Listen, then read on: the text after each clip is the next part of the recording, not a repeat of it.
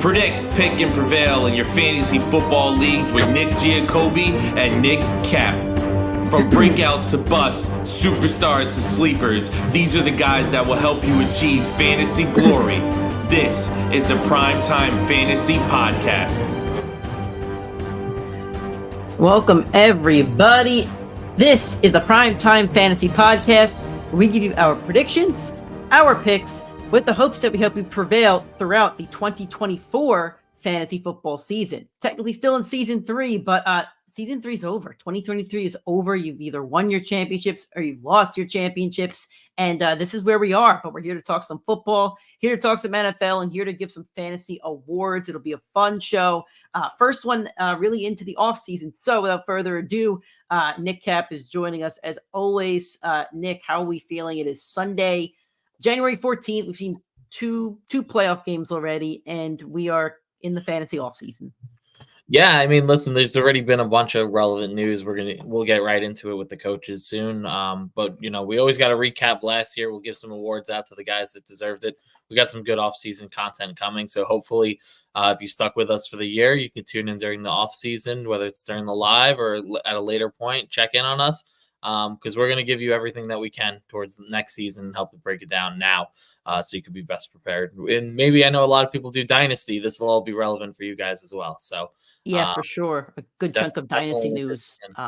Definitely for sure. So without further ado, if this is your first time listening to us, thank you so much. We give you a show at this point about once a week, once every 2 weeks during the off season, something like that. The content will be ramped up come July-ish once mock draft season really gets into full swing. But for the off season, give you guys about one episode a week to talk whatever relevant football content is happening and how it does affect the fantasy world, as every NFL move does impact your fantasy, future fantasy team or current fantasy team in some way, shape, or form. So you can find us every single week on all audio streaming platforms: iTunes, Spotify, Google Podcasts, and Anchor. If you're on Spotify or iTunes, please give us a 5-star rating and a review. We'd appreciate it. It's very simple, takes 30 seconds, and helps boost those numbers for the show. If you'd rather watch and listen to the show like you might be doing currently on the live, go to our YouTube channel, PrimeTime Fantasy Podcast. If you're not subscribed already, please hit that subscribe button. Hit the little bell icon to get notifications every time we go live or post a new video. And if you're watching this video or any video in the future, drop a like. We would appreciate that as well. We will occasionally do these shows live. Sometimes it just makes things easier from an editing standpoint. So when we do go live, the live show is available on YouTube, Facebook, and now Instagram. You can find us on YouTube and Facebook at PrimeTime Fantasy Podcast. And Instagram and Twitter is PrimeTimeFFPod. So let's get into some head coaching changes that are going into the 2024 season. I believe we've had 4 coaches fired this week, or it's 5 actually, I believe. So we're going to kind of talk about that. So as of now, the Panthers don't have a head coach. They had fired, I believe it was Frank Reich during the season. The Raiders have not made Antonio Pierce their head coach. He was the interim head coach. I think there's a great chance that he ends up being the head coach. So I don't see a real reason to talk about that. And the Chargers had fired Brandon Staley, easily the worst coach of the year. Oh, I think Ron Rivera was the worst coach of the year, in my opinion, but Staley was pretty bad too. So Staley was also canned during the season. So those are some head coach openings. But let's talk about some things that changed in the past week since the last time me and Nick spoke to you guys. So I don't know where to start. I mean, it's 2 really big ones. So why don't we kind of go in?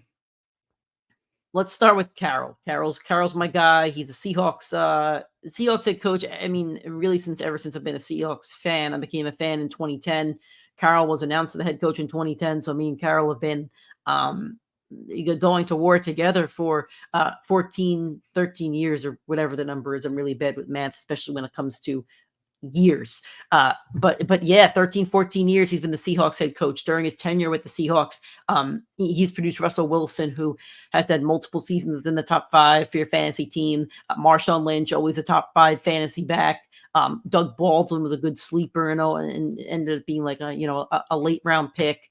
And then you look at the last few years, DK Metcalf has shot up draft boards. Tyler Lockett's always been a nice flex play, and always a relevant running back. I mean, whether it was Thomas Rawls for a couple years, whether it was Chris Carson, whether it was now Kenneth Walker, always a relevant running back. And then even from a defensive standpoint, when Carroll's defenses were at the top of the league, that was a top fantasy defense. So, and the last thing I'll say is even from a kicker standpoint, the Seahawks have always kicked a lot of field goals. So, a lot of fantasy relevant players throughout the years with Coach Carroll. So, Nick, let me get your thoughts on this. You can give a little bit of a football take and a little bit of a fantasy take as well. I mean, Nick and I have said for years on and off, like Pete Carroll should either be fired, like he's coach of the year. Like we've always had either he's a phenomenal coach and he's great for this organization, he's great for this team and has done so much.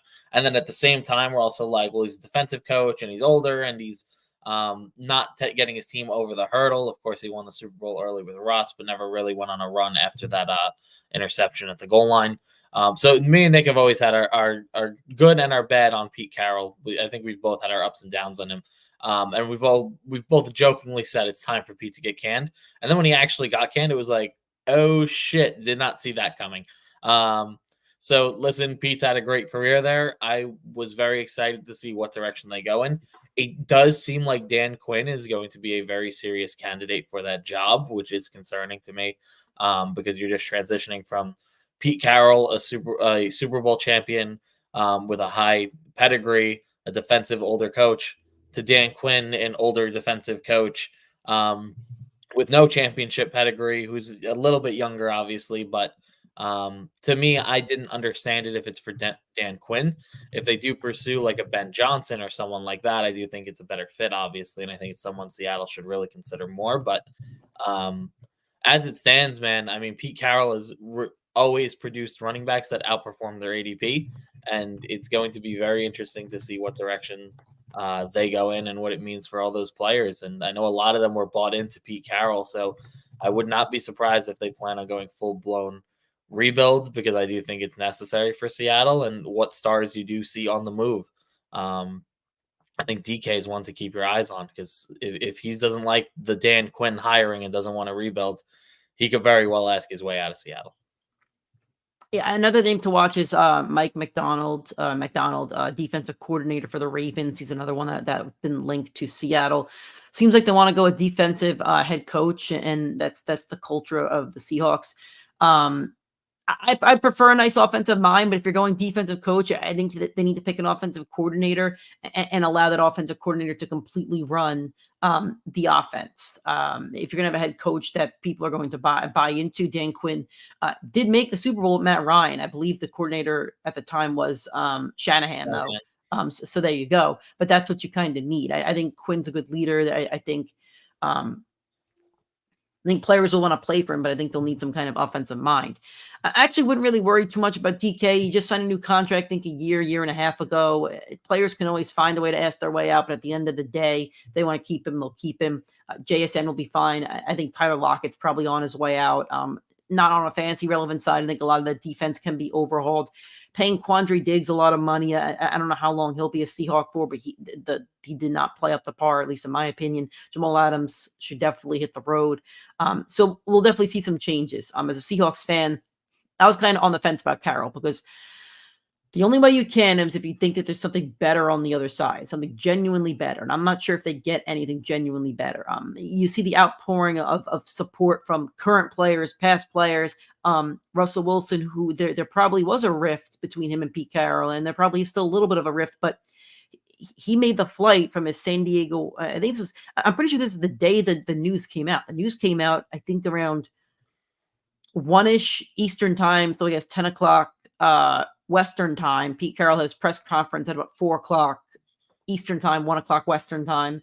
And Russell Wilson was living in a San Diego home. He took, I guess, a private jet out and surprised them at the Legion Sports Bar, which is owned and created by Cam Chancellor and Richard Sherman. So that's just a show of the impact that Pete's had on players, even players that maybe had a rift with him a couple of years ago. Sherm was there as well, Doug Baldwin, etc. So, it's going to be very tough to fill. I think the interesting thing is that it almost sounded like Pete's almost been the general manager and he had gotten final roster say for these past 10 years. So it'll be interesting to see where John Schneider goes. Another report I had seen is that a lot of the rift between Pete and front office is that they wanted to draft a young quarterback, and Pete was for sure that he could get things done with Geno. So that's another interesting thing to watch. Is Geno Smith? I wouldn't consider him, having like a stellar fantasy season, but he was a very viable fantasy option. You're talking about, he's quarterback 19, so not lighting things up, but I mean, he was a viable fantasy option. So that's another one to kind of watch. So I think we kind of end things on Carroll. I'm not sure if he's going to coach again and he wants to coach again, but until any decision made, I'm no reason to speculate. Yeah, of course. Moving on, the Patriots came to terms of a release of Bill Belichick. Kind of similar situation with as Pete Carroll, where there's like two sides that kind of had different philosophies and just kind of weren't going to work. But in terms of Bill Belichick, here's the interesting thing here. We talk about the success that Carroll's had over the years. With Bill Belichick, I'm not sure how much success you can really credit to him from a fantasy football standpoint. The defense has always been pretty good. Always had good, good kicking. But since Tom Brady's left, they haven't, Ramondre Stevenson's been hit or miss. Haven't produced a top receiver or quarterback option. This one probably, I think you could definitely say is better from a fantasy perspective, depending on what, I know that the Patriots already announced a new head coach, but I'm not sure from a fantasy standpoint we're missing Bill Belichick up in New England. I agree with that. I don't think that until they're going to draft someone at quarterback clearly with the number 2 overall pick. After that, or number 3, they're 2 or 3, I forget.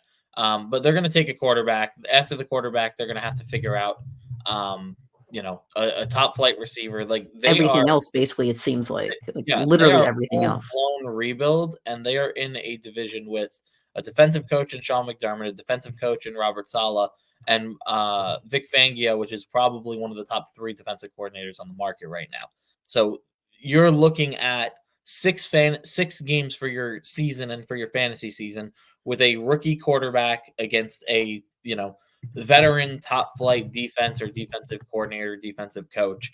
Like, it is going to be a brutally tough time for Gerard Mayo, and we wish him luck. He's the youngest coach in the league now. I think he's a month younger than Sean McVay, so he holds that title at least. But I'm a little surprised to see that New England and Robert Kraft are sticking with their gun and going with a defensive coach that's that young when it really does seem outside their schemes. I mean, they went from Pete Carroll right to Bill Belichick. They went for older.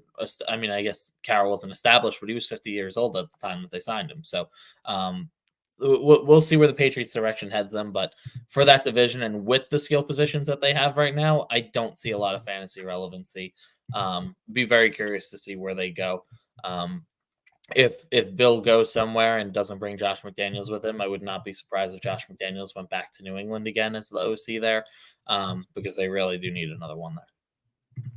Moving on, Mike Vrabel was fired by the Titans, and I think this shocked a lot of people. It didn't shock me because I thought they needed a change of scenery, and that's not a fault on Vrabel.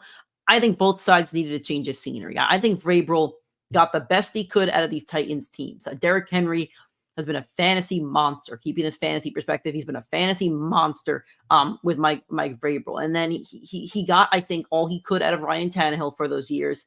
They had A.J. Brown. I mean, in 3 years with the Titans, A.J. Brown had 2 seasons with over 1,000 yards, both 8 or more touchdowns. And then his 3rd season, I want to say he got banged up a bit because his stats just tell me that 869 yards and 5 touchdowns. I think he got banged up a bit that season, then got traded to the Philadelphia Eagles. And after that, they just couldn't find a top receiving target, whether it was Treylon Burks. I know they signed Robert Woods. They had traded for DeAndre Hopkins. They couldn't find a top receiving target, and they didn't have the quarterback. So I think there's a rift there where Vrabel's a good coach. I think he does a good job. He got the most out of this roster. He brought them to an AFC championship game against Mahomes and the Chiefs, and he got the most out of this roster. So I'm excited to see where Vrabel lands because I think he is a good coach. And I think he will get the most out of the team that he goes to. As for the Titans, they're a dumpster fire, and I can't confidently say I want any Titan on my fantasy team next season. Yeah, I think they're an interesting one because I don't think D-Hop's going to want to be there with a full rebuild. I clearly think Derrick Henry's played his last down there. At quarterback, I think they're going to roll with Will Levis for another year, I would have to guess, because their draft pick's going to be a little too good to land one of the top quarterbacks. So why draft another one when you've already missed on a few? In terms of Vrabel, I mean, he did create a ton of fantasy machines. I mean, Ryan Tannehill was a top 10 quarterback under Vrabel. Derrick Henry obviously was dominant when Arthur Smith was there as the offensive coordinator. AJ Brown clearly had fantasy relevancy there till he was traded. And this team they fell off a cliff from a betting perspective. Vrabel, I think, is the second most profitable coach over the last 3 years against the spread. I mean, his teams always put up a fight. They're gritty. I think that if the Chargers were not to land Jim Harbaugh, I think this is where they should be eyeing, because they need a younger coach that's going to set a culture. And I do think Vrabel is a culture setter. I will say I was very surprised to see that New England didn't give him a call. I did see that report out there. Did feel like he was the perfect guy for New England, but they had their succession plan. They knew what they were going to do. So credit to them. But I do think Vrabel is probably going to be, outside of Jim Harbaugh, the hottest coaching candidate on the market. Unless Pete Carroll wants to coach. I just think the age is going to be the difference, because the only openings that I think are going to be teams that are pretty much rebuilding at this point. Yeah, so that makes Carroll, sense. Belichick, I mean, the two of them are clearly hot, but are they going to coach for 5 more years? I mean, well, the Cowboys need a new coach if they lose today to the Packers. Well, my feeling is Buffalo. Well, the Eagles are going to need a new head coach too. Yeah, I mean, my take has been Buffalo, Philly, or Dallas. 1 or 2 of them are going to fire their coach because of disappointing seasons. It could be all 3. I mean, if Nick Sirianni loses this week and it's reported that he's lost the locker room, and Bill Belichick or Pete Carroll are on the market and can totally revamp and reform that defense, Bill Belichick to the Eagles is a locked-in Super Bowl for next year. The only team that can compete with them is San Francisco, and Bill Belichick versus Shanahan would be a phenomenal matchup in the playoffs. But I mean, you could easily lock the Eagles into 13, 14 wins with that quarterback who's that mature that will buy into Belichick's system. I'm on a team that Sirianni sucks and benefited greatly from his coordinators. Okay. Speaking of sucks, Arthur Smith got fired from the Falcons. My take is good riddance. You're no good for our fantasy teams at all. Yeah, that's my take. I don't like calling for people's jobs because they got families, but at the same time, you made millions of dollars. You're okay. You'll be good. You're fine. I'm not really, I don't feel bad for you. I'm sorry. I think he also had a burner account. Did you see that on Twitter? No. There's this rumor that Arthur Smith created a burner after he got canned. It was just ripping them for the quarterback play. But why did you not give Bijan Robinson the boatload of work then, if that's your burner? So I think this is a much better situation for the Falcons. I think they have a lot of offensive pieces. It seems like the Bears are going to stick with Justin Fields, but if they're not, I mean, go get Justin Fields. Kirk Cousins might be available. There are going to be options. I think this is one of the more attractive head coaching positions. Nick, they went, I believe, did they go 7-9 or 8-9? I think they were, I don't know. It was 7-10 or 8-9, but they went 7-10. Now, hear me out. The Falcons could have won 12 games this season. Oh yeah, absolutely. The Falcons lost. Maybe this wasn't a winnable game, but they lost to the Jags in London 23-7. They lost to the Commanders 24-16. They lost to the Titans 28-23. They lost to the Vikings 31-28. Lost to the Cardinals 25-23. They lost to the Bucks 29-25. Lost to the pitiful Panthers 9-7. Lost to the Bears 37-17. I mean, there are games there that they should have won. And I think with the right head coach, and just a quarterback that could manage the game. If Geno's a free agent for some reason, if that's what I'm saying. There are options out there that they could make this Falcons team a decent football team, and that division is going in the wrong direction. The Panthers are easily, I think, is the worst roster we've seen in the NFL since the Browns team that went 0-16. This roster is terrible. The Saints, to me, are just old, broken, and just they're on the down low. The Bucks are fine, but they're aging, like they're in limbo. So I think Atlanta has a chance if they make the right choices to really build up I don't say juggernaut, but they can control this division for the next five-ish years or so, depending on where they play their cards. I totally agree. I think Atlanta, outside of the Chargers, where you have your quarterback, is the hottest coaching attraction in football at the moment. If I were Mike Vrabel, I think this is the spot I want to land, where the only question you have is the quarterback. The defense is very solid. It's got the personnel. The skill position players are fantastic, clearly, and Arthur Smith was awful at personnel. I mean, he switched out Algier and Cordarrelle Patterson for Bijan Robinson. You do not use that draft capital on a Bijan Robinson to let him ride the bench. And I think this team will definitely have the most fantasy relevant impact depending on the coach. I think that's the clear one. And of course, it comes down to who they bring in at quarterback. I think Russell Wilson is a great candidate here. I wouldn't be surprised if the Vikings said we're going to move off of Kirk after his torn Achilles, even though they love Kirk up in Minnesota. But if Kirk Cousins was on the market, you could totally rebuild that Matt Ryan Atlanta team with the offensive pieces and with Kirk Cousins there. So this is definitely one of the brighter coaching spots. And there's reports that Belichick has real interest in coming here. I'd be concerned about the quarterback play if you're bringing in Bill, but this team, they do not have a history football-wise of being the best functioning, but right now they have probably the best opportunity in a division across any of these openings, and Sure. they have the most talent. It's just the big question of coach and quarterback. And listen, those are the two biggest check marks you need to make.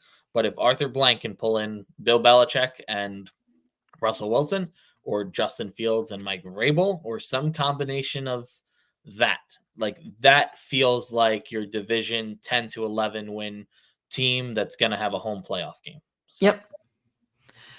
Last coach, Ron Rivera got canned from the Washington Commanders. This is my personal victory lap. I said week 3 when I was working with CBS, I cut the Commanders Eagles game, and they went to overtime. It was week 3 or 4. I think it was week 3, something like that, early in the season.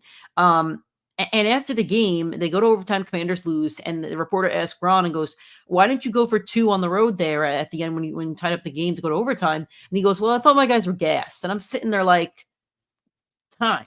If your guys are gassed, you're expecting them to now go and win in overtime instead of just taking one play and going for 2. Like that's idiotic mindset. Ron's a great dude from all league sources, but I think he's really ridden off of the fact that he's a great dude, veteran, beat cancer, and B, had that one really good season with Carolina. I know Carolina had success. I know they had 3 or 4 years there in the playoffs. I think they had back-to-back 12-win seasons or something like that.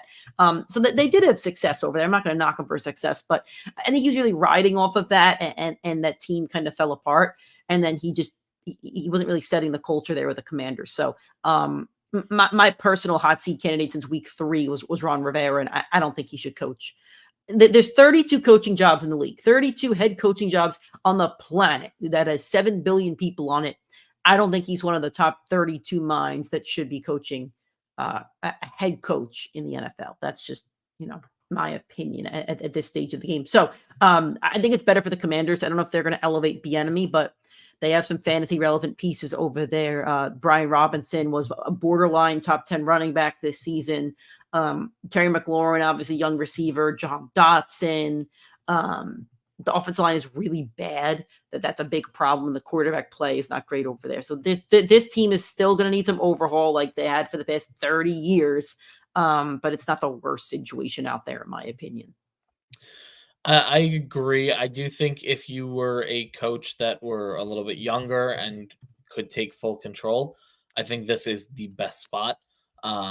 Between the number 2 pick, the talent on offense, I think they have the second most salary cap room this offseason. This is like a prime coaching opportunity. In terms of Ron Rivera, I think his time in the NFL is done. I wouldn't be surprised if he tried going to the college ranks, maybe if he got a coordinator job if he wanted to take that step back in his career. But I do think he could also be an entertaining TV guy. So maybe you see him in the booth at some point. But I think his coaching career has to be done at this point, like at least his head coaching at the NFL level. In terms of the opportunity for coaches, I do think this is where Jim Harbaugh is going to land. I mean, talk about a team with a rich, functional owner, a very smart owner, has a great opportunity. He has skill positions, has a ton of draft capital, has a full rebuild. Jim can come in, take over the entire coaching staff, put it how he wants, whether that means keeping Bieniemy or not. Is a great question, but he could totally get rid of Bieniemy. I think Bieniemy could wind up right back in Kansas City, and Kansas City checks a bucket. Jim Harbaugh gets to bring in his cast, and the Harbaughs are known for having phenomenal coaching staffs. Like they always nail their coordinators, and they always get NFL opportunities, and they tend to succeed. So you're talking about the number 2 pick. You have draft capital. You come from the college ranks, so you already have scouted. He's going to have more insight on Drake May because he tried to recruit him to Michigan. And he's going to know, is Drake May the guy at the number 2 overall pick, or do we move down? Like, he is the perfect Washington coach. He's from the area. His brother lives an hour down the road. I know they're both big family guys. They could live somewhere in between. Like, it checks a lot of boxes for Jim Harbaugh. And it would suck for people rooting for Justin Herbert who really want him over there. But for your fantasy teams, I mean, this team's going to be very relevant next year. There's a lot of talent. We say it every year. Sam Howell behind this as a quarterback here put up a ton of yards and gave benefits to all the receivers. I think they'll hone in on 1 to 2 next year. Hopefully it's Dotson McLaurin and not Curtis Samuel. But yeah, I think this is a really big opportunity, and I'm curious to see where they go at head coach, because I think there could be a league winner level type player depending on who the coach is in this team. Okay. All right. We are now moving on. We're going to do our 2023 Fantasy Football Awards. We have 7 categories here. We have presented. We're going to do an award for each position per se. So our first award, we're just going to do MVP. We're going to give an MVP for each position. Then we'll give our overall MVP. That's just how we're going to do it. We did this last year as well. I think some of the awards may be different since we didn't really save the categories from last year, but that's okay. So it's going to be fun. We're going to talk about, a little bit of a walk down memory lane.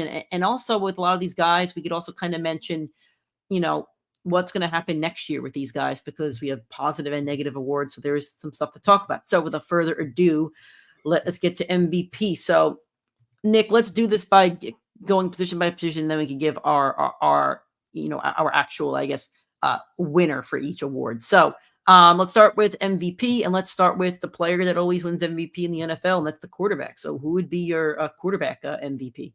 I mean, it's obvious to me. It's Josh Allen. He's the QB1 on the year. Averaging over 24 points per game. He had a phenomenal run. This is his, I think, second time in a row finishing as the QB1. It's very hard for a quarterback to deliver on ADP, but if you're scoring close to 400 fantasy points from week 1 to week 17, I mean, you are a stud and you are delivering for your fantasy team, and he consistently has done that. This is now his 4th season in a row, having over 40 total touchdowns. That is phenomenal. No other quarterback in NFL history has done that. So as much as we critique him for the interceptions, he makes it up in fantasy with his rushing touchdowns and his rushing upside and his passing touchdowns. So Josh Allen absolutely delivered you the one season that you expected him to with his ADP. We're going to disagree on our first award. I'm actually going with Lamar Jackson, who's going to end up being the league MVP, and here's why. I'm looking at some of these awards from an ADP standpoint, and Allen ADP was roughly I think it was around 2-3-ish or so. Lamar Jackson was floating between rounds 4 to 6 depending on your league. Their difference in points on Fantasy Pros is Allen at 410, Lamar at 338. Now, Lamar did not play week 18. Josh Allen got 25 fantasy points in week 18. So let's just take that 25 out. You're looking at still a difference of about 60 points. Average of Josh Allen was 24.2. Average of Lamar is 21.1. Here's my case for him being the quarterback MVP. You drafted him probably 3 or 4 rounds later, so you probably drafted Maybe you drafted like a Breece Hall or somebody in lieu of Josh Allen or whoever or maybe an Amon-Ra, like depending on wherever Josh Allen was going in your league. Instead of getting Josh Allen in your round, 2 or 3, you got a Lamar in rounds 4, 5, or 6. Now let's look at your playoff numbers, because if you got to the playoffs, Josh Allen, 16.2, 26, and 22. Solid numbers, don't get me wrong. Lamar Jackson in your playoffs, 19.5, 22.6, and a 36.3 in your championship game. If you had Lamar as your quarterback, I think it's a good chance you won your championship if you were in that championship round, unless you face somebody that went nuclear on you. So I think the fact that he had a strong playoff performance, his ADP was a tiny bit lower, and he still really produced. 2 really good quarterbacks. I think you got a really good production out of a round 4 to 6 player in Lamar. So that's why I give him a slight edge on my book, at least. So Nick, let's play a game here. We're going to go to running back. So on 3, we're just going to say the name after 3. 1, 2, 3. Christian McCaffrey. Yeah. Yep. Okay. We could do a lot of analysis. I don't think we really need to do analysis here. Yeah, we're good. I think everybody knows he's the greatest fantasy player of all time. Period. Yeah, he might be. He was awesome this year for the doubters. For the doubters, that was worried about the injury history. Yeah, should have drafted him. Okay, moving on. Wide receiver, who is your fantasy MVP?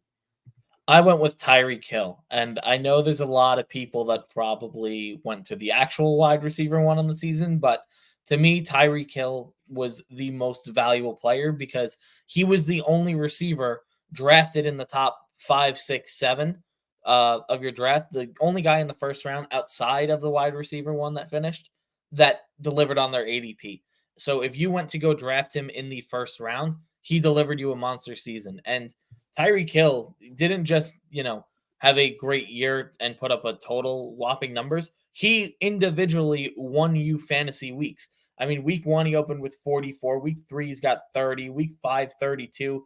6, 20. Week 6, 28. Week 7, 26. Week 8, 25. 30 points in week 11. 25 and 12 in week 12.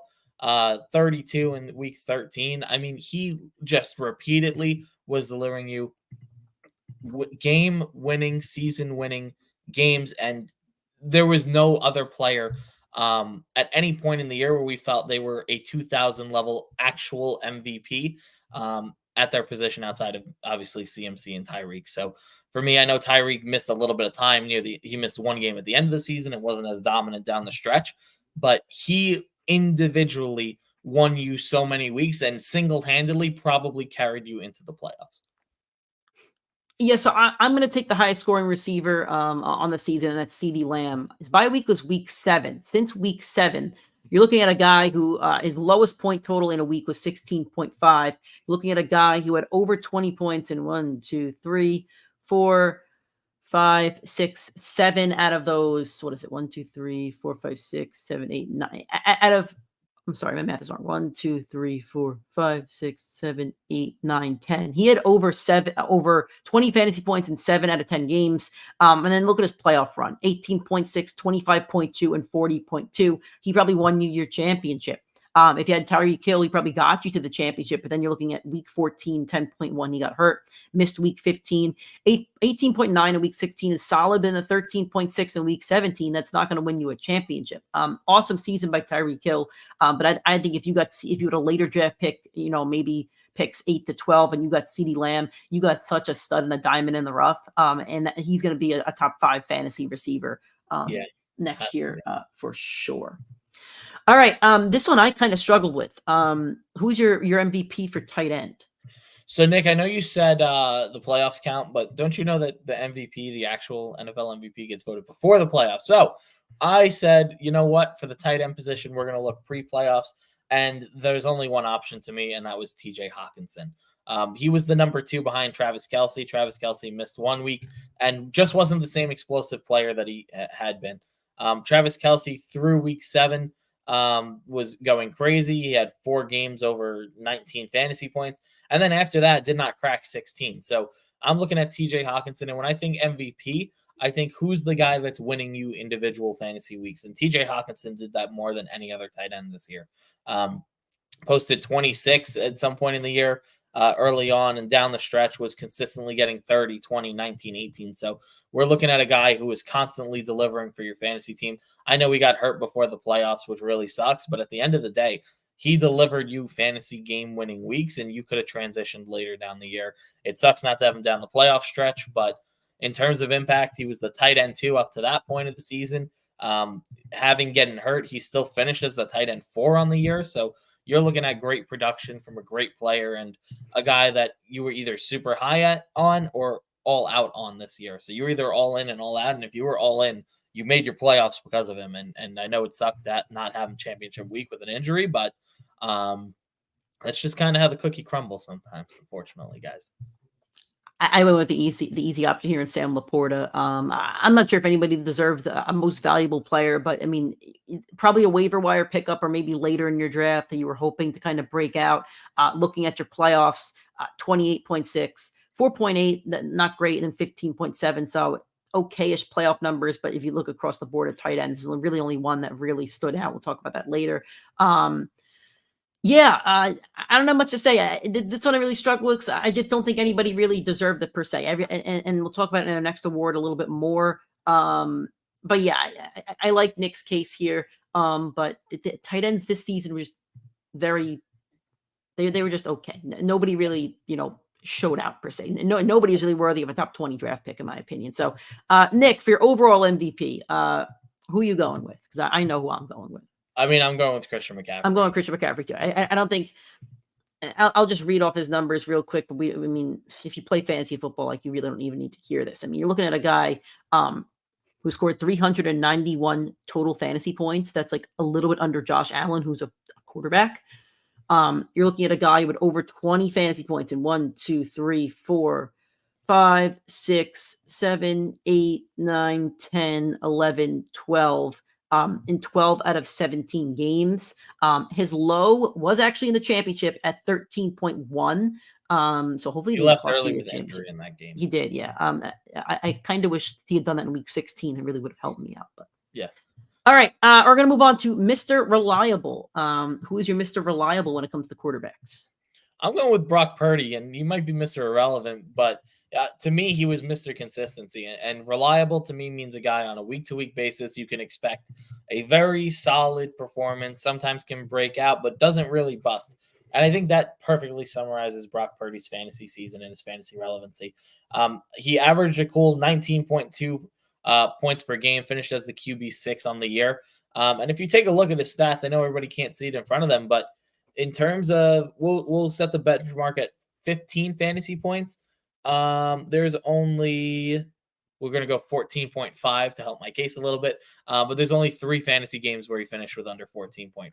And for a quarterback you drafted that late, that's phenomenal. And for someone that's reliable, you just kept delivering 20-point bombs. He, like I said, he averaged 19. He's got 1, 2, 3, 4, 5, 6, 7, 8, 9 games over 20 fantasy points. That is very solid. For an undrafted quarterback in your fantasy leagues. I'm going to go with Jalen Hurts here. Out of 16 games played, not including the week 18 game. So in 16 games played, 14 out of 16 over 19 fantasy points. I have to set the number at 19 because one of those games was at 19.9. So I wanted to set the number at 20, 13 out of 16 games, but 14 out of 16 games at 19 or more fantasy points. His lows were 12.5 in week 1 and 8.9 in week 14. So I hope he didn't cost you making the playoffs, but as long as you got into the playoffs, he had 23.9, 24.4, and 20.2. It's an average of, I'm not a math guy, but it's roughly like a 22-point average in your playoffs. That's pretty dang good. So that, to me, that's a model of consistency right there. You knew you were getting at least 20 fantasy points from your quarterback position. And if you're in a bonus league, like me and Nick are, you probably got some sweet bonuses there. You probably averaged up to close to 25 to 30 points rather than 20. So that's a big win from your quarterback position and a guy that you did draft high as well. Who's your running back, Mr. Reliable? Your mic is muted. Whoops. I just realized that. I'm going to go with Joe Mixon. It's somebody that I think has been very consistent for many years and kind of fell down the boards a little bit for some age scares, but he delivered another fine fantasy season. He finished in the top 10. He definitely outperformed his ADP. And once Joe Burrow got hurt, he finishes the RB4 down the stretch. So even though there were concerns that Joe Burrow's out, he might not be able to put up fantasy relevant numbers. Well, he was even more consistent and had a higher output. So for anyone that was scared with Burrow going down and Browning stepping in, I mean, he was the one bright spot that was consistently like delivering and out delivering. And T. Higgins had his ups and downs after. Jamar Chase, I know a lot of people were very dissatisfied with his year, especially after Burrow went down. But even before that, like he was the one bright spot of this team where no matter what, you knew you were going to guarantee yourself 12 fantasy points. He only had 2 games under that in that stretch, and almost every single one of them were over 15. So he really did deliver what I consider reliable consistency year after the injury, and there were concerns that he wouldn't be reliable. So for him to deliver really did separate himself for this award for me. All right. For me, it's Rachaad White, and he's a guy that I was pounding the desk for on this show probably since week 7 or 8. And I said, hey, you got to go trade for him now because you won't be able to. Rachaad White was in that running back dead zone, going from rounds like 5 to 9-ish, depending on your league size and stuff like that, going around guys like James Conner, David Montgomery. All of them had fine seasons in that dead zone, but Rachaad White finishes at running back 4. Bye week was week 5. So after week 5, he plays 12 games. Not including week 18. I'm not including week 18 in any of these.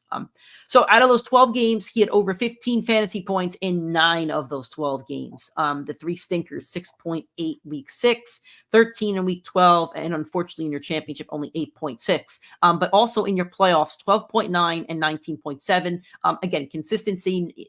You're not going to have over 15 or 20 every single week. I would say even if you're Christian McCaffrey, but he had 13.1 in week 17. So there's just this to model to really clump in consistency and reliability. Rachaad White went from a guy that you drafted maybe as running back 3 or 4 or flex play or maybe a backup to a guy you had to must start every single week. And to me, that's reliable.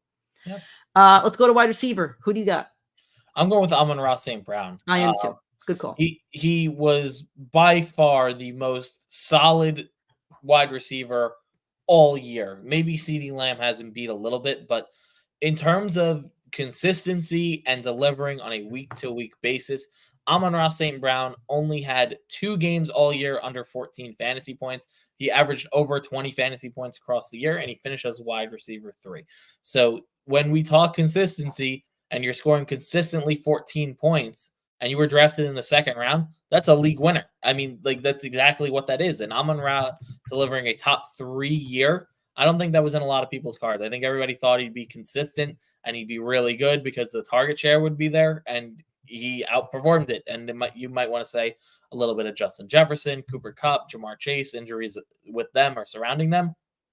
But Amon-Ra, no matter what, even with a top flight tight end and 2 top flight running backs, delivered the most consistent year for any of the wide receivers this year. Yeah, I mean, he had 119 receptions. You divide that by 16 because he only played 16 games. That's an 7.4 average of receptions per game. If you're in a PPR league, that's 7 points right off the bat. I mean, you're assuming that he's at least getting 50 yards off those 7 targets, probably more. I mean, you're looking at like a guaranteed like 12 to 14 points before getting touchdown upside or bonus upside. So yeah, model of consistency in my opinion. And the other thing that I've been noting throughout the show, your playoff numbers, 24.2, 28.6, and 22.2.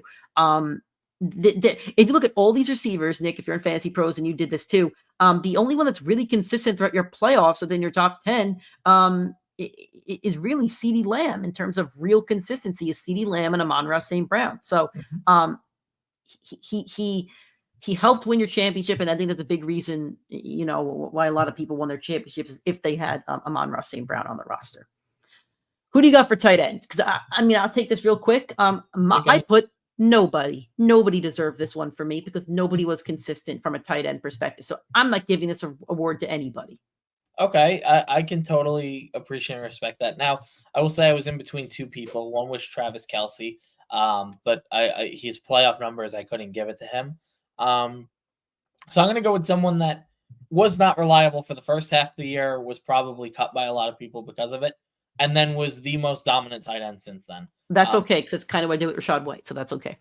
Once Deshaun Watson got hurt and they recycled three different quarterbacks, David Njoku was the tight end one on the year. He only had one game under 10 fantasy points in week 13. For your fantasy playoffs, he delivered 26, 16, and 17. That is a league winner. And he's somebody that was cut by a lot of teams, understandably with frustration because he was not performing to ADP. He was not playing well, and there were other pivots like Ferguson on the bench, on the waivers. So no fault to yourself there, but David Njoku from week 7 on was the tight end one in fantasy and consistently gave you the double-digit performance, and then probably went out there and won you a championship down the stretch. So you definitely, for reliability, with 4 different quarterbacks in there, delivered fantasy relevant stats and tight end one equivalent numbers after the starter went down. To me, that's reliability, and he's someone I think is going to get targeted a lot next year in fantasy drafts. I think it's a good call. I think if you told me I had to give the award to somebody, it's probably who I would have went with. I have him for a couple other awards. So, Nick, who is your overall Mr. Reliable on your ballot? Mine's Amon-Ra. Mine's Amon-Ra as well. Totally reliable the entirety of the season. You probably never looked at him and said, "You're the reason that I lost." You never really had a reason to be mad at him. And if you faulted him for like one or two bad weeks, then shame on you. You don't deserve him next year. Yeah. All right, rookie of the year. Some interesting ones here for quarterback. You know what, Nick? Let's play my game. Let's play the 1, 2, 3 game. Okay. Quarterback 1, 2, 3. CJ Stroud. Running back 1, 2, 3. Jahmyr Gibbs. Oh, okay. I thought we both have Kyron. All right, let's go. What do you got for Jahmyr Gibbs? Let's talk about it. I don't think this is Kyron's rookie year. Did I get my award wrong? I might have. I think so. I don't think Kyron's not a rookie, my man. That's right. All right. Why did I think he was a rookie? Okay. Never mind. I will do your Gibbs take it. I'll flip my take to a rookie. I don't know why I thought that Kyron was a rookie. Listen, Jahmyr Gibbs, the first half of the season, first 6 weeks were not great. It was David Montgomery's team. I'm going to agree with you on Gibbs, by the way. And right after that, from week 7 on, you're looking at Jahmyr Gibbs delivering the RB3 year on the season. RB4, I apologize, in full PPR. He had one low game in that stretch, and then championship week was a bust. But outside of that, I mean, there was no running back that was more consistent from a points perspective with as high of a ceiling. And you know, if you told me before the year we were doing these awards and we gave our predictions, it would have been Bijan Robinson for sure. Yep.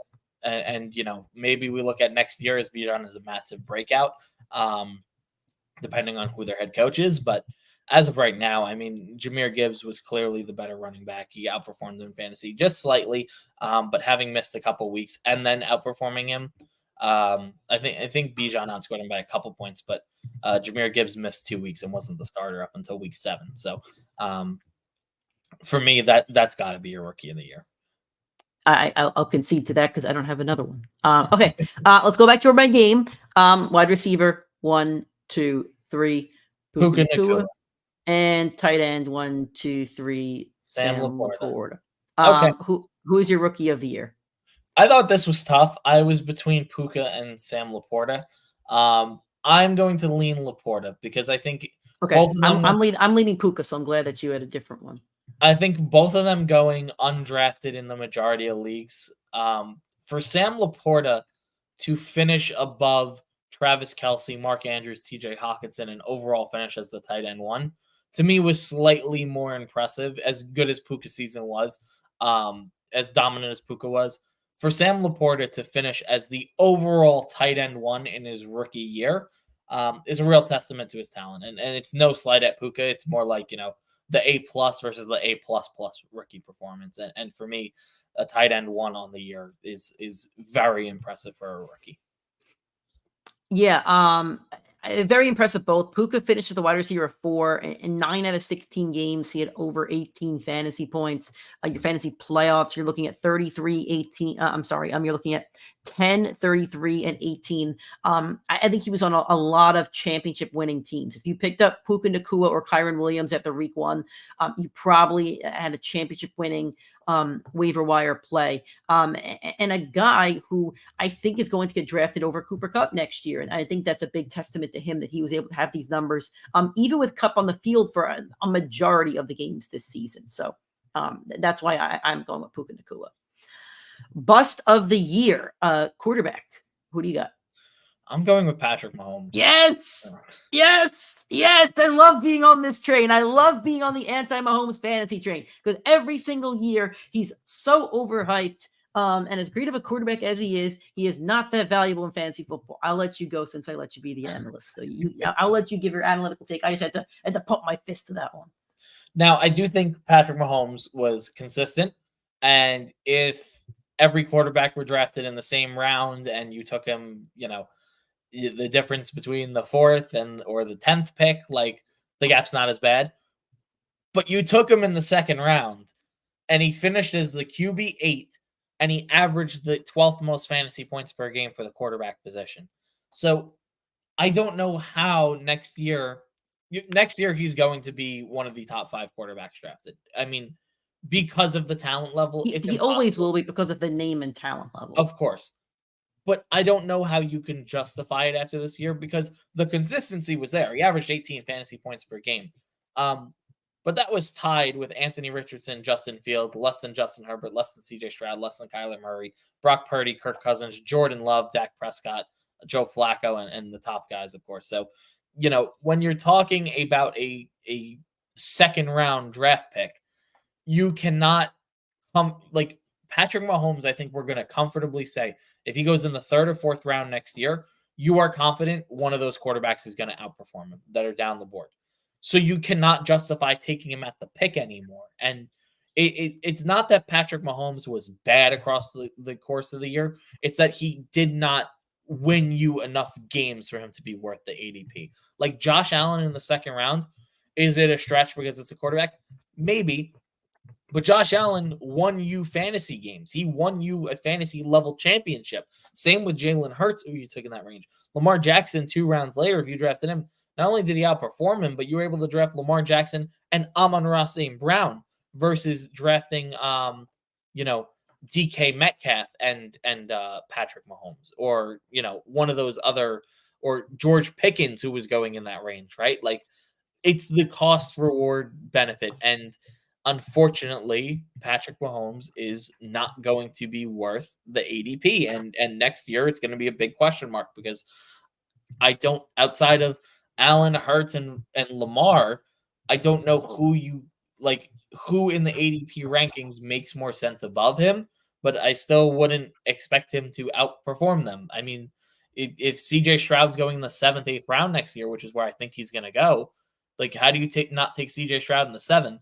Versus Patrick Mahomes in the 4th. And it's more of a next year conversation, and we want to keep it relevant so you know what to take away. But I don't know how you expect him to be a fantasy superstar with that ADP.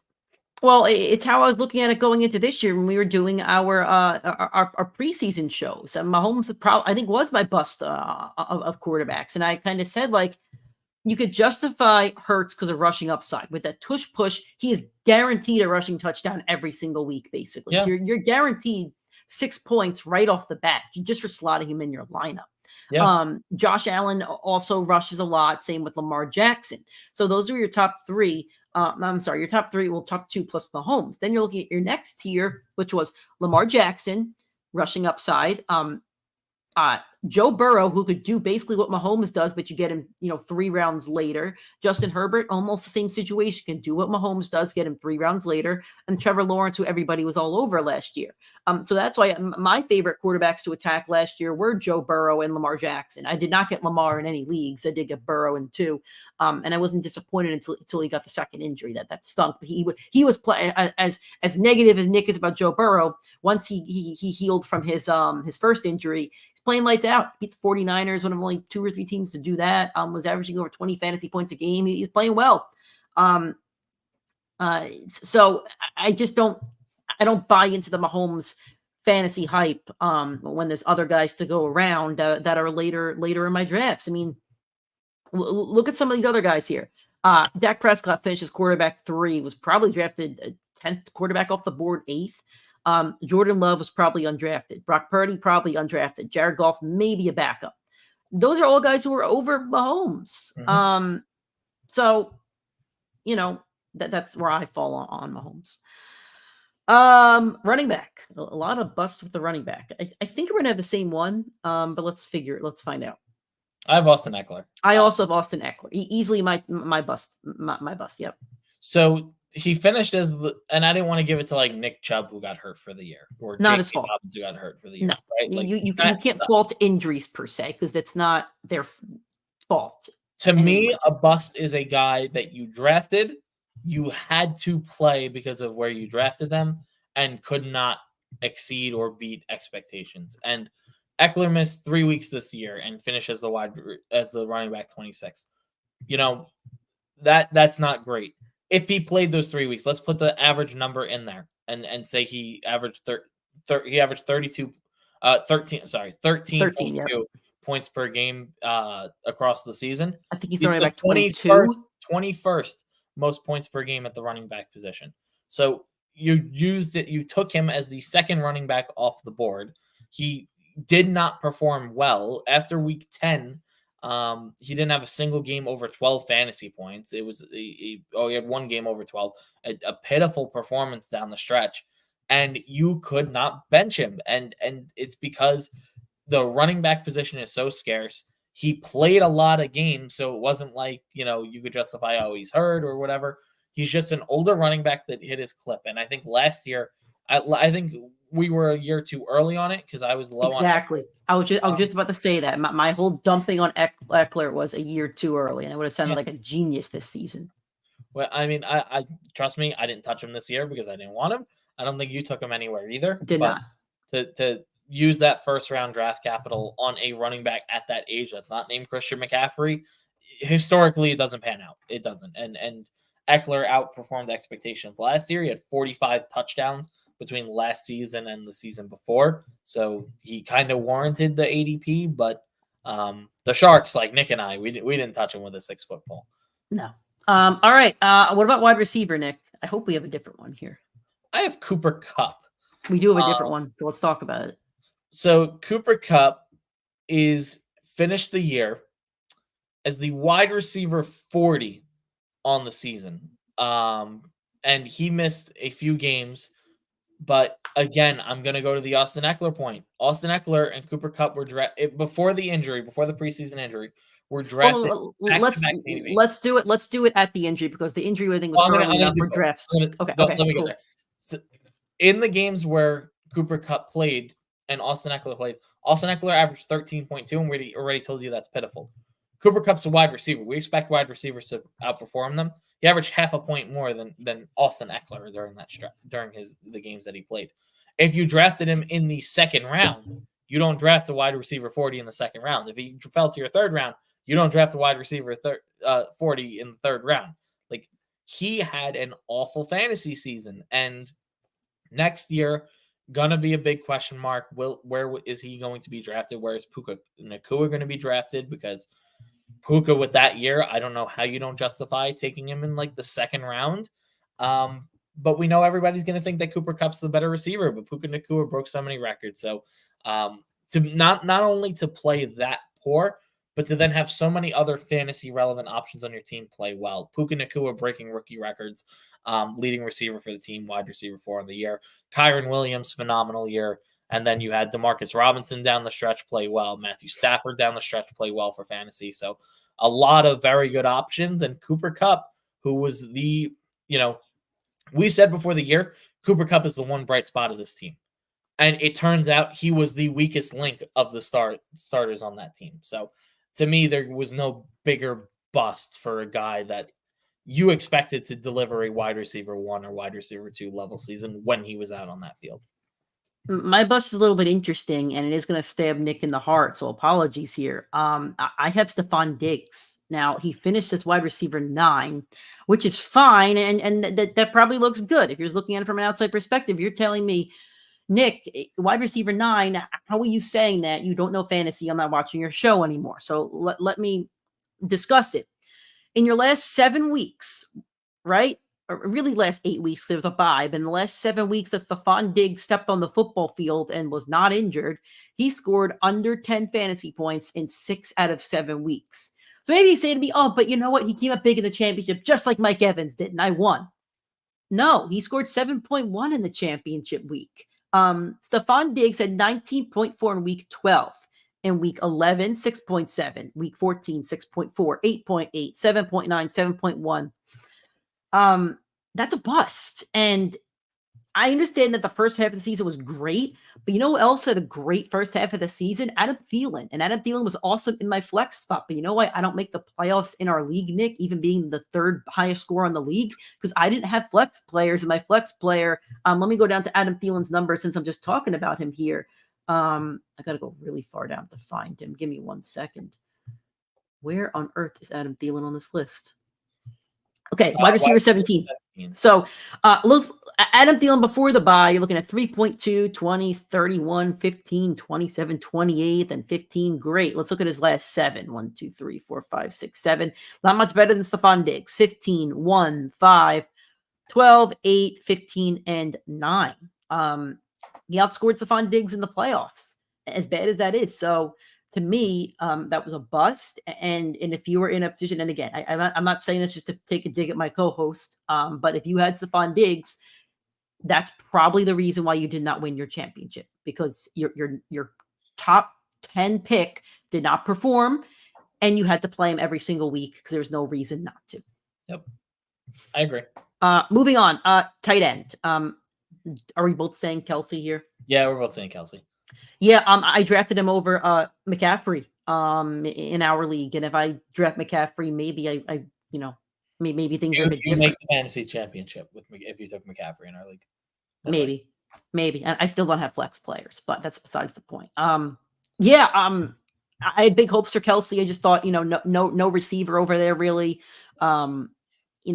He's old, but he's not brittle, and I can't tell you what's wrong with him. I can't tell you if it's age. I can't tell you if it's scheme without Bieniemy. I can't tell you if it's the receivers not being able to help him open up a field. I don't have an answer. He was fine. I mean, he averaged 14.6 fantasy points, but he did not average the 20 fantasy points that you thought he would get. Kelsey used to be automatic, especially in those 2-minute drives. It was Kelsey. If you were facing Kelsey on Sunday Night Football and you were up 30 points, you were saying to yourself, I am not safe. Even when there's a minute left on the clock, you're saying, I am not safe. Because in that minute, Kelsey can get 5 receptions for 50 yards and a touchdown, and you lose. And that just wasn't what we saw this year. So to me, that's why he was just a big-time bust. Yeah, I mean, just to piggyback on that, I mean, even for the consistency, and listen, you could argue he averaged the most points per game by a tight end that played, I think, over 10 games this year. Yeah. That wasn't enough, because in your fantasy playoffs, he didn't outscore 9.5 points. So, as good as Kelsey has been, for you to take him where his ADP was 4, 5, 6 in your draft, and him not to be 1,000-yard receiver, I mean, you couldn't have, and again, not taking a shot at my co-host, like Nick said, it couldn't have been a bigger miss. Sure. From a fantasy perspective, you can't take someone that's healthy for the entire year and not have them be 1,000-yard player. That does not, your first round of drafts is not your 1,000-yard players. It's your 1,200 to 1,800 all-purpose yards players. Yep. And for him not to hit 1,000 is a big discredit to him. And Nick said you drafted him to be a 20-point per game guy. He averaged 14. That's an average of a touchdown a game. And obviously, we're not saying go score 15, 16 touchdowns over the course of the year. But we're saying you need to be a 80 to 100-yard receiver every single week with 6 to 8 catches and a touchdown in half of them. And you need to go out there and win your guy weeks. I mean, he had a big week in week 7 with 36. Actually, a good stretch with 22. and 36. But outside of that, he didn't break 20, and that's not good enough to warrant a first-round pick. And I think we're going to be looking at him at the back half of the second, early third again. I don't think it's justified. Which is fine, but that's fine for me because you're getting the tight end position is a very thin position, and you are looking for some form of consistency. And Kelsey will give some form of consistency if he comes back to play next year. But he will not give the consistency of a top 10 player. And that's just where he's at right now. He's where Gronk was towards the end of his career, and that's okay. Great tight end. And another note I just want to say here, man, those 4 to 7 draft picks in the first round just look like bust across the board. You're looking at Travis Kelce, you're looking at Austin Eckler. I know Tyreek's in there, but some people drafted Diggs, some people drafted Bijan. I'm not talking about bust in the sense of, they finished as a top 10 receiver. I'm talking about bust where they fell. Yeah. Just interesting to note. Okay. Who's your biggest bust of the year out of your list? Austin Eckler for me. I had Stephon Diggs, but Kelsey's right. Actually, I should say Eckler. You're right. It is Eckler.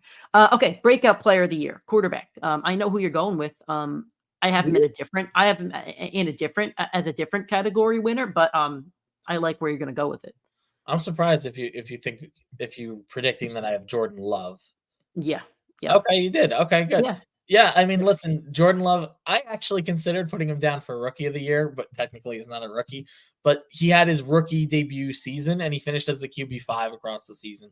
And if you want to talk about a breakout, I mean, Jordan Love in his fantasy games, in his performances this year, 23, 21, 25, 20, low game at 8, bye week, 17, 15, 14, 19, 20, 27, 23, 10 was bad.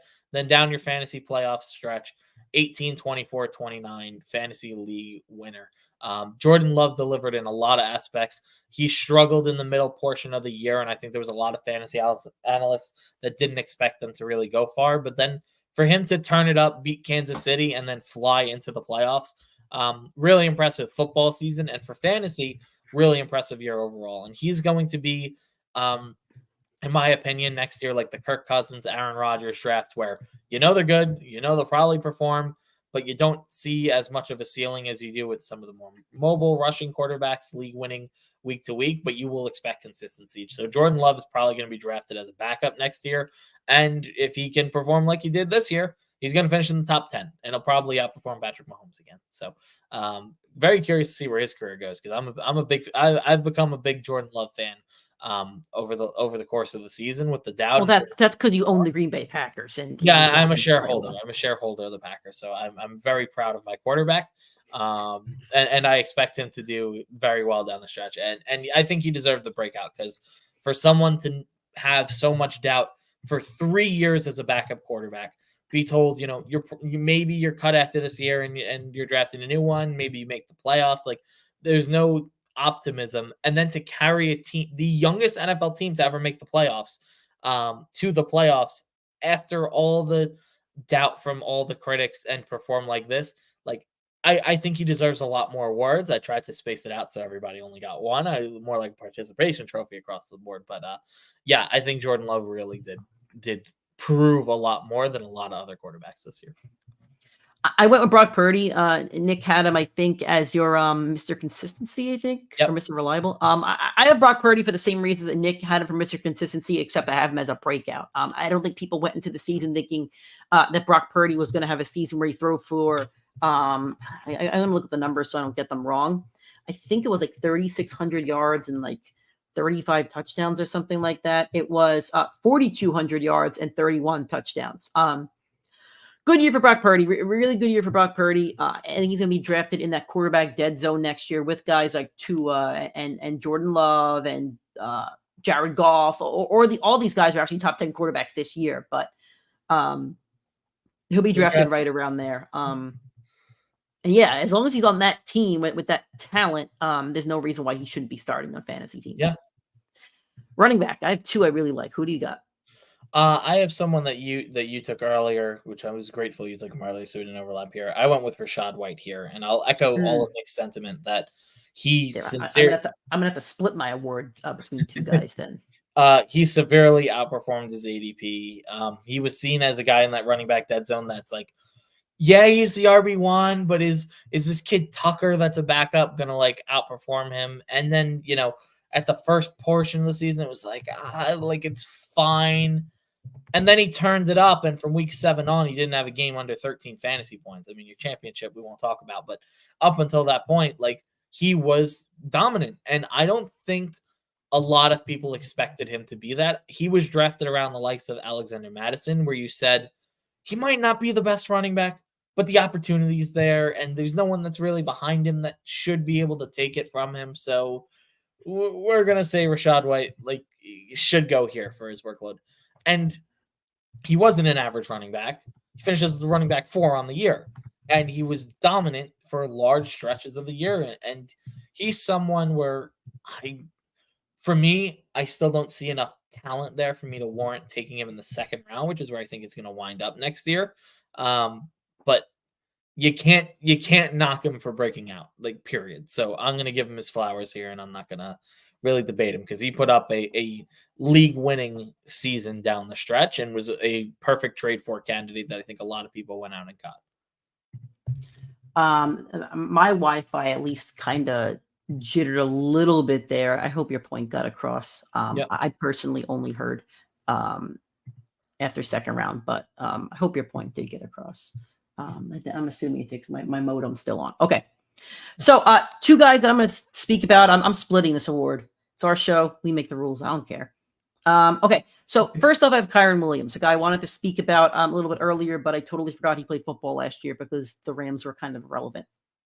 Kyren Williams finished as running back 7, even though he missed 4 games. And I believe Fantasy Pros is also including week 18. So if you're including week 18, he actually missed 5 games, still finished as the running back 7 with an average of 21.3 fantasy points. I believe that is second only to Christian McCaffrey. Him and McCaffrey are the only 2 to finish with 20 points or higher. You're looking at a guy that had over 17 fantasy points in 2, 3, 4, 5, 6, 7, 8, in 9 games. His playoff stretch is 24, 16, and 30. He's a guy you took off your waiver wire or later in the drafts. This is a league winner. This is a guy that literally won people championships because they picked him up after week 1. Awesome player. Will be a top 10 player next year for sure. The other guy I do want to highlight is Nick's guy, Breece Hall. And Nick knows I do like to rag on his Jets a little bit. There's some Jets fans out there that I will say deserve to be ragged on a little bit. They need to get a little bit of a reality check after the offseason. I will say that. And Nick's not one of them Jets fans.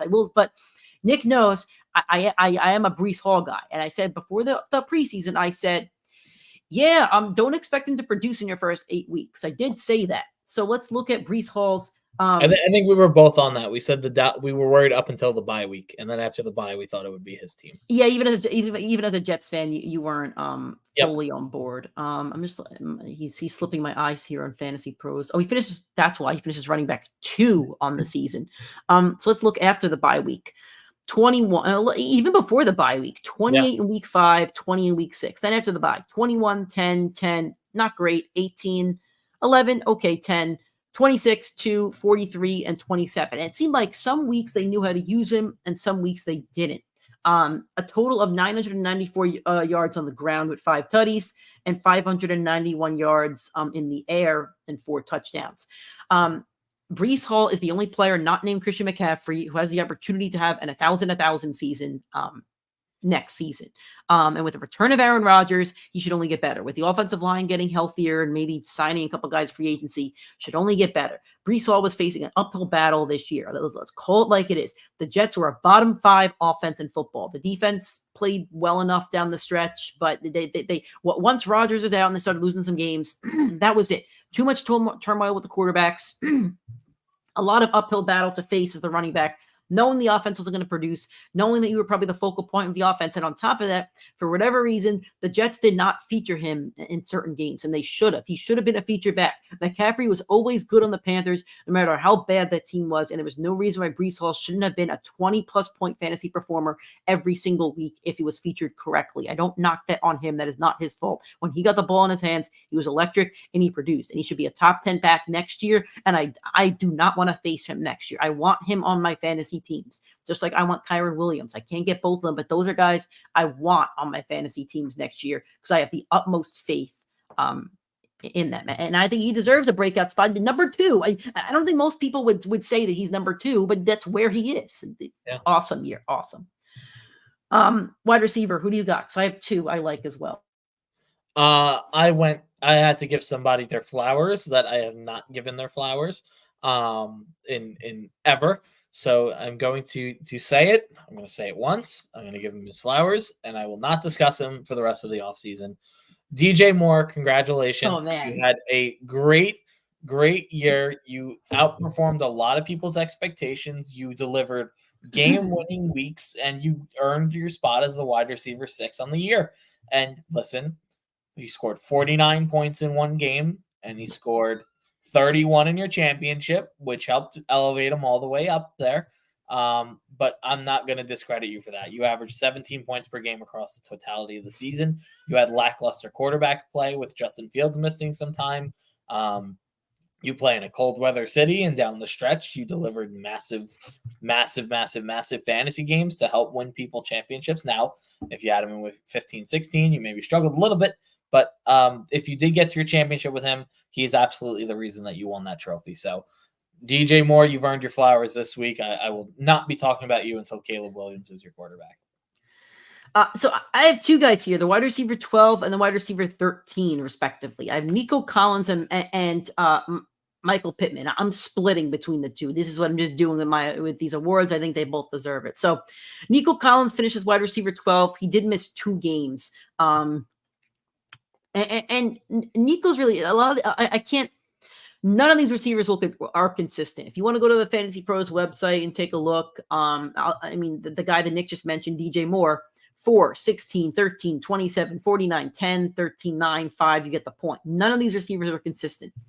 So I'm going to look at Nico Collins, who had over 14 fantasy points in 3, 4, 5, 6, 7 games out of I guess technically 13 that counted, about half the games. Your championship or your playoff performance is 13 and 15. It's okay, good enough. But on a Texans team that was brand new, basically, new quarterback, new coach, and nobody expected the Texans to do what they do. And Nico seems like the wide receiver 1 on that team. I know Tank Dell's over there. But I think there's just a lot of hype that will go around that Texans team going into next season. I'm not sure where him and Tank are going to be drafted, respectfully. I could see them both going around like 4 to 6, kind of like last year when we were talking about the Broncos, like Jerry Jeudy and Courtland Sutton. But I think Nico deserves his flowers, and I also think that Michael Pittman deserves his flowers. Pittman drafted in rounds like 8 to 10. I don't think anybody really believed in him. And you're looking at a guy, we'll talk about consistency. It's a lot of consistency here. 23, 13, 16, 4 is bad, 10 is bad, but then we see 19, 16, 18, 14, 16 by 20, 27, 19, 11. Then he did miss your semifinal game and then did only scored 9.8 in your championship. So I think they both deserve to say they had breakout years. Both will have young quarterbacks next year, and both will probably be drafted much higher than they were last year. Do we both have David Njoku for the tight end? No, we do not. Okay, who do you got? I went with Evan Engram, and I think a lot of people overlooked how good of a season he had because the Sam Laporta hype built up. I spoke about Njoku earlier as a league winner type and the consistency down the stretch. I think I had him as Mr. Consistency. But Evan Engram had 10 games over 10 fantasy points. Down the stretch of your playoffs, went 23, 32, 7, 18, 12. And then if you played in week 18, 24, he finished as the tight end 2 across the entire season. He averaged 13.5 fantasy points per game. That was the 4th most by a tight end. So he played phenomenal, and there were people that were high or low on him. The reason I really have him as a breakout is because the Trevor Lawrence and the Jaguars had such an outlier for running back touchdowns to quarterback touchdowns, where Evan Engram didn't have enough opportunity to catch touchdown passes. So if Evan Engram next year can add, 8 touchdowns to his resume, I mean, you're looking at a 300-point season from a tight end, which would be the 1 or 2 on the year again, depending on if you have a Travis Kelce type, 300-point year like he did last year. So in that regard, I mean, he absolutely nailed it. He had a great year. He was consistent. He had a high ceiling, and he delivered on a team that probably did not have any business having that much fantasy relevancy for pass catchers because they could not find the end zone. So big credit to him for that breakout. I had David Njoku for all the reasons that Nick stated before. He was awesome once Deshaun Watson went out, and then his playoff numbers, you're looking at 26, 16, and 17, probably helped you win a championship. Who's your breakout player of the year looking at your list? My breakout player of the year is going to be Jordan Love. Okay. I have Breece Hall, give him the edge over Kyren Williams. I like waiver wire winner. Who's your quarterback? Just give me 1 second to pull up the numbers real quick. But I am going with Jake Browning. Okay. It might not be the most loved opinion in the room, but Jake Browning was a league winner. And for you to pick him up where you did was phenomenal. And if you replace Joe Burrow down the stretch with Jake Browning, let's say you picked him up right after the injury and took him in week 12. Well, down that stretch, Jake Browning was the QB4 from week 12 on through the end of the year. Had 13, 26, 25, 20, 16, 22, 19 down the stretch. That is league-winning quarterback numbers. That is waiver wire winning type numbers where you needed to transition later down the year. And a lot of quarterbacks got hurt during that period. You had Justin Herbert go down. Kirk Cousins went down a few weeks earlier. Joe Burrow went down. Russell Wilson got benched and was not looking great. That late stretch down the year, a lot of people had to transition out of quarterback. And if you picked up Jake Browning, you probably saved your fantasy chances. And maybe didn't get to the championship, but you saved your fantasy chances. There's one other guy I want to highlight. I'm not giving him the award, but I was debating giving him the award, is Joe Flacco. Joe Flacco from week 13 when he took over to your fantasy championship week was the QB2 over that stretch, scoring 18, 22, 20, 27, and 24 in your championship. I know he buried me in a fantasy league, in our fantasy league, with his championship performance. So you got to give him his flowers there for delivering an absolutely great run by someone I don't think you would have ever thought. I don't think me and Nick would have ever thought before the year that we'd be saying Joe Flacco is a league winner, a waiver wire winner, a quarterback that carried. And you know what? He got massacred yesterday. Whatever, disregard it. He was probably one of the best stories in the NFL. For sure. I have Nick's guy, Jordan Love. In his last 8 weeks, you're looking at a performance of 17 points or higher in 7 out of 8 weeks. And then you're looking in your playoffs, 17, 24, and 28. I got to give Nick his flowers here. He said he would play Jordan Love over Tua the rest of the way. And he was correct on that take. So I'm not going to harp on Jordan Love because Nick just, gave all his points. So how about for running backs? We might have the same guy here. Well, I haven't spoken about him yet, so I'm gonna. Nick got a lot on him, and I think he nailed it. He's a guy I was high on after the first couple weeks. Picked him up in a few leagues, and was a league winner. And it's Kyren Williams. I mean, a guy that you probably picked up after week 1 or week 2 on the waivers after you saw he's the clear RB1 over Cam Akers there for the Rams. Was absolutely dominant. If he played the entire season, he puts up a Todd Gurley type year. And for a player that I don't think a lot of people had any expectation of, he was dominant. He averaged 21 fantasy points per game spread out over the course of the year. He would have finished as the RB2 if he didn't miss those 4 weeks in between. And his fantasy numbers were crazy throughout the entire process. So there's no doubt that he's going to be at the back end of the first round next year. I think it's going to be CMC, Breece Hall, and then him. But in my opinion, if you're going with Kyren Williams next year in the back half of the first, you're looking at a guy that could probably be a 2,000 all-purpose yards guy. So to me, I have the 11th pick in our draft, Nick. Kyren Williams will probably get kept. But if he's not, I will be happily taking him off the board if he's still there. Yep. I agree with you on that one. Now, moving on to wide receivers. Who do you got? Oh, you didn't give your RB. Oh, it's Kyren. Oh, is it Kyren? Okay. It is Kyren. I'm going with Jaden Reed. Okay. a guy that, again, another player that not a lot of people looked at during leading up to the year, but in hindsight was probably worth drafting.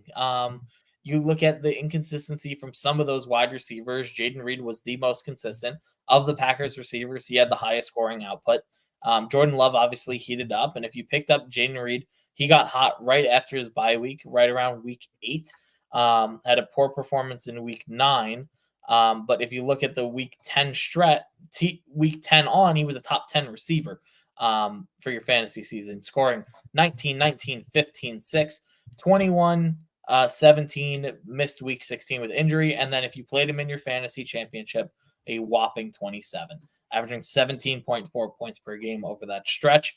And I know waiver wires, you could have picked him up week 1 like Puka or Kyron, or you could have picked him up halfway through the year. But Nick and I have always said it's the fantasy manager that knows when to transition that wins the championship.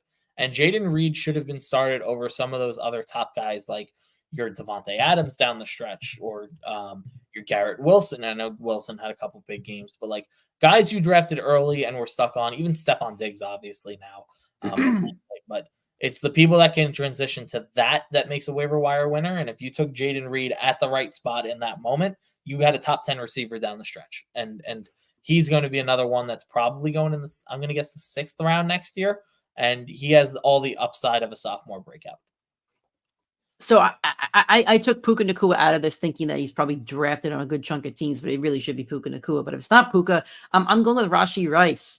His bye week was week 10. So after his bye week, he played 1, 2, 3, 4, 5, 6. He played 7 games. Out of those 7 games, he had over 14 fantasy points in 5 out of those 7. His playoff stretch, 24, 11, and 17. And I'm cheating here, but it's okay to cheat. It's fine. Last night, he had 8 receptions for 130 yards and a touchdown. We are seeing a wide receiver one emerging on Kansas City, and that's a problem for the league. That's a problem if you're facing him with him on the other side of a fantasy team. I'm not sure how good he truly is, honestly. I'm not sure if he's a 1 in this league, but it should take some of the load off of Travis Kelce, and that will help that offense flourish. That will help Rashee Rice flourish. And I think if you played him down the stretch, he probably helped you win some of those fantasy games. Yeah. Okay, tight end. I have David Njoku, and I'm assuming you probably also have David Njoku. I do not. I have someone else. Okay. I went for Trey McBride. Once Zach Ertz went down, Trey McBride might have been the most dominant tight end, not named David Njoku down the stretch.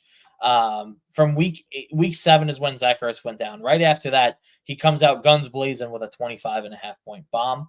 Week 9 struggles with 5, and then after that, week 10 on 22, 10, 13, 23, 20, 10, 11, and then 13. So maybe didn't finish the season the strongest, but averaging 15 points per game down that stretch. If he doesn't have his bye week, he's probably above like Evan Engram, who's the 2 during that stretch. So you're looking at a very dominant season for Trey McBride, and I think he's someone that's going to be targeted in a lot of places next year. Because that Carolina offense is going to stick with Kyler. It looked really good when Kyler was in there, and they were very explosive. They were able to beat a lot of viable teams. I know Philadelphia struggled, but they pretty handily beat them. So they got a lot of opportunity there. And I think that Trey McBride next year is going to be someone very sneaky to target as the later round tight end draft pick. Okay. All right. Who is your waiver wire pick of the year? Are we both going Kyron? Yeah, we're going Kyron. Yep. All right. Last award, league winner. Who do you got? I saved him for now. I'm going Lamar Jackson. Okay. Lamar had a very phenomenal year, and I think there were a lot of people that were high on him and a lot more people that were low on him going into this season. And he's going to win the real MVP as he deserves, maybe unanimous for a second time. But man, when Nick and I talk league winner, we're talking mostly about your fantasy playoffs. And your fantasy playoffs, he went 19.5, 22.6, and 36 in your championship week.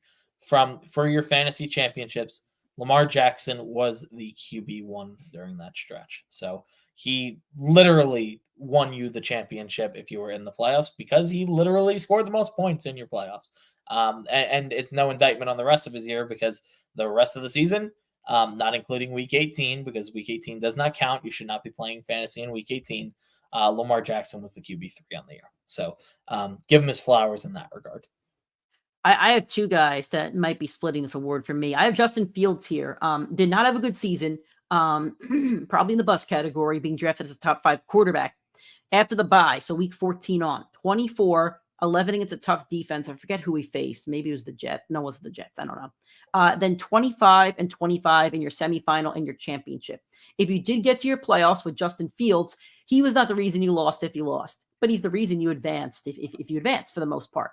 25 and 25 are very solid numbers. This is off of Fantasy Pros, normal standard scoring. This is not including if you have bonuses or anything like that. So I think he played very, very well down the stretch and helped you win your league. The second guy I have here is Joe Flacco. I don't mean to put a knife in Nick's heart, but Nick's opponent in the championship made the right move. I think he lost Justin Herbert, pivoted to Joe Flacco, 17, 21, 19, 26, and 23. If you were in a situation where you lost Joe Burrow, Justin Herbert, I'm trying to think of who else got injured down the stretch. If you lost Rodgers, like I'm naming guys at this point, but if you played him over Tua, Flacco won you a championship by you trusting Joe Flacco. So I know Nick had him as a waiver wire winner, and he could probably fit us in both of those categories, but I think he deserves his flowers here as well, making a tough decision to play Joe freaking Flacco in your playoffs, and he lit it up every single week. Yep. Running back, who do you have here? I went for James Conner. I did go with James Conner. I wanted to do Brees, but he put 3 points up in your first. Yeah, I was looking for consistency through all 3 weeks. And you know what? You know what, Nick? Me and you gotta die on the hill, because we both said that James Conner, was gonna peak and was not gonna be great, and he delivered against defensive fronts that he should not have had the running back 4 stretch during this time. I mean, his schedule during that span, the teams he faced was San Francisco, who we did not like that, obviously didn't like that matchup. Chicago, whose front 7 got way better after Montez Sweat. And then Philadelphia, who has been one of the better front 7s. I know their secondary struggles. They've been great against running backs.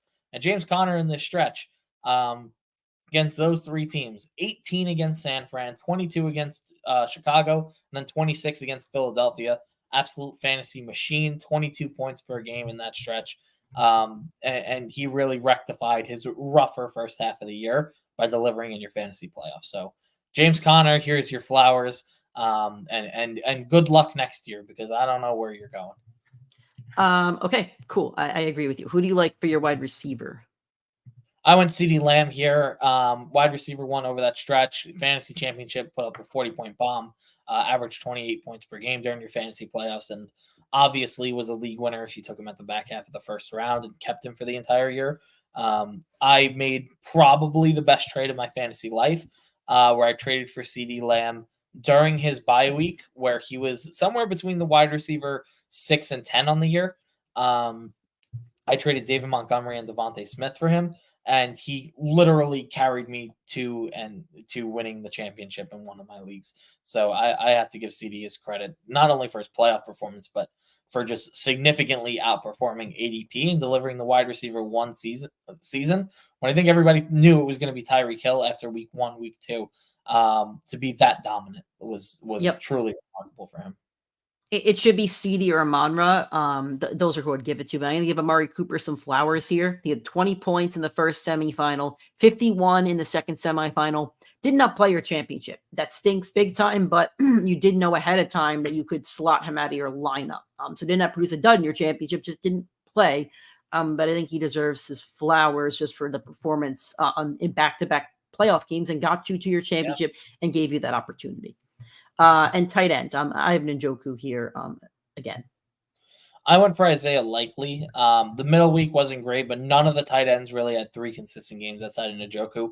And I could not justify giving Juwan Johnson this award, because I don't think anybody realistically wanted to start him or thought he would break out in for 3 fantasy games. So I went with Likely, who had to go in and replace Mark Andrews, and went 18, 9, and 18, which is very, very solid for your tight end position. And 2 very great performances in there for a tight end. I know we typically say if you don't have your starter, you just want to get 10 points. If you get 10 points on the board for your tight end, it's good. For him to nearly get double that in 2 of your fantasy playoff games for a backup tight end is very good. So you got to give him his flowers there. All right. I have Njoku. You're looking at his last 4 weeks of the season being 27, 26, 16, and 17. It's a big jump in your tight end spot.